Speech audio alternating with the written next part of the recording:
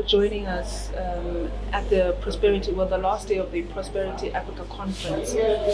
Perhaps you can start by introducing yourself and sharing the work that you are currently doing. Okay. My name is Fatma. I'm Fatma A. Maawy. I am the second vice president for Kenya National Chamber of Commerce and Industry. At the chamber, actually, our mandate is business facilitation, advocacy for the business people, as well as networking and capacity building. So what we do is to ensure that the Kenyan business person, number one, operates in a good business-friendly environment. So that's where advocacy comes in. And then we give them access to information, access to capacity building opportunities, and above all, access to markets. So this is one of access to markets. Talking about access to markets, the common theme is the obviously Africa Free Trade Agreement, and this is a topic that's discussed obviously across many business and investment spaces. So, from your perspective, how do you think the Africa Free Trade Agreement fits into Kenya, from obviously where you're coming from? To be honest with you, number one, it's high time Africa actually did business with each other. Intra-African trade is less than 20%. In fact, it's been about 16% only. Whereas places like Europe, they have over 60% of intra-African European trade. So what it means is that we need to start trading with each other.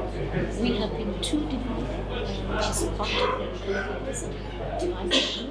So now we are coming together and we are saying that instead of, there are some African countries who actually buy eggs from Europe, and that's crazy.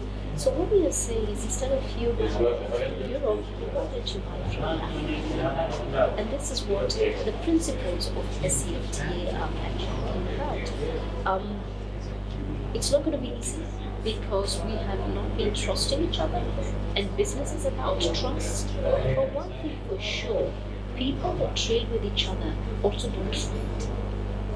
So one of the advantages of us working together and doing business together is that we will not be able to fight, because when I do business with you, you're a friend, you're an ally, you're not an I love that you talk about Europe, because when you're talking about the African Free Trade Agreement, there's always reference to Europe, to how obviously they are trading amongst each other.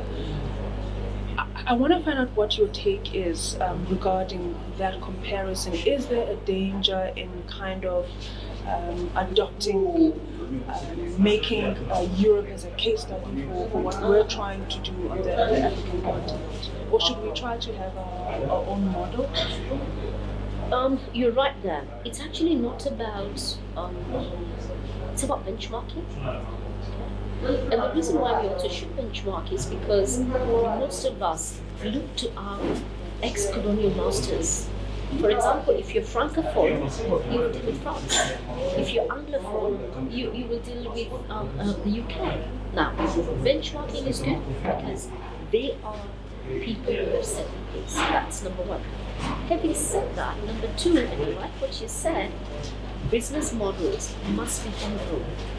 Because what is in Europe may not necessarily work in Africa. So Africans need to look at Africa, and even within Africa, we are not at the same level of development.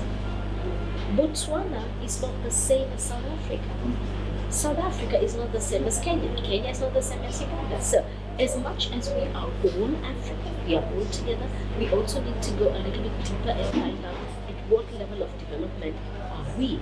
And having found that, what does that particular country need for that particular country to be able to grow? So, obviously, in most entrepreneurship circles, women are obviously leading as leaders in entrepreneurship. In the conversation about African Free Trade Agreement, also, where do women fit in? Interesting question, and I am glad because there is a protocol within AfCFTA for women, and one thing for sure, over 60% of the informal sector is actually led by women. Now, that means women do a lot of business. Having said that, is a woman's contribution accepted? Is a woman's contribution recognized? Yes and no. Okay. Simply because a woman business person or a career person being a woman, you still have more than one office. You have your home office that you need to take care of, and you have your business to take care of. Okay. Now, women work more in terms of they have unpaid work, which they have to do, and at the same time they contribute. Now, having the protocol in place is about accepting what women's contribution to society, to the economy is all about, and not just looking at it, but it's appreciating it and growing it. They are informal, but they can be formalized with the right capacity building, the right policies, because the environment is about policy. Our government's looking at this environment in order to create the correct policies for women to grow. So yes, the women's protocol is fantastic, but it's not just about talking. It's about the implementation. What are we doing about it? AfCFTA once again, I've just attended a training in Kenya whereby we were training women on how they could trade with each other, how they could formalize, and how they can grow their businesses. And how is the reception? The reception, okay. You see, we have, maybe I should say we have 2 levels or 3 levels of women. We have the level of women who are out there, they've read it, okay. I mean, for example, in Kenya, a brewery was actually started by a woman, Gaborone, and she's done pretty well. We have the Rionges who've done pretty well.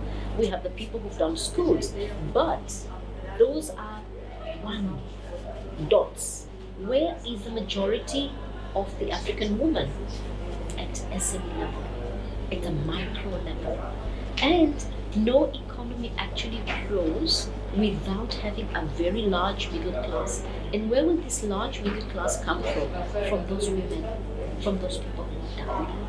So as African governments, as AfCFTA, we must have policies that look to these micro. They are not small, they are micro. How do we grow that one woman outfit? How do we grow that one man outfit so that that one woman can now employ 2, can employ 3, and can actually grow? Lastly, what else do you feel like should have, I guess, been discussed at this year's Prosperity Africa conference? We discussed a number of interesting topics, to be honest with you. We discussed about the education, and I loved this, the skills gap. Universities churn out a lot of graduates, and yet we are told they don't have the right skills. So it's high time universities, private sector sat together and said, this is the kind of skills that we need for the future. That's number one, which I thought was fantastic. We also spoke about value chains and how do we add value. If you are good at, for example, growing coffee, then I should buy the coffee from you, okay? On the other hand, if I am good at tea or I am good at macadamia, buy from me. Don't try to do coffee, tea, macadamia, blah, blah, blah, blah. Pick your competitive advantage, what you are good at, and zero in on that. And I pick what I am good at and I zero in on that. And then we trade with each other. Now, what we should have done and what I do hope will happen, now that today's the last day, is that we will come out and say, amongst the things that we discussed, this is what we are going to implement. So we need to have an implementation framework so that by the time we meet again, we would say, in 2022, we agreed on 1, 2, 3, and we did 1, 2, 3, so that when we sit again, we build on what was done, not just what was discussed. And that is the way we will actually grow. In fact, it's interesting, somebody mentioned, it's a young man from Zambia who said, we are giants in talking. Africa, we are fantastic orators, but we are dwarfs when it comes to implementation. And I Shocking. hope this doesn't Yeah. happen. Yeah. Thank you so much for joining us, and hopefully we'll see you at the next Prosperity Africa conference. Having done what we discussed today, otherwise I will hide my face. But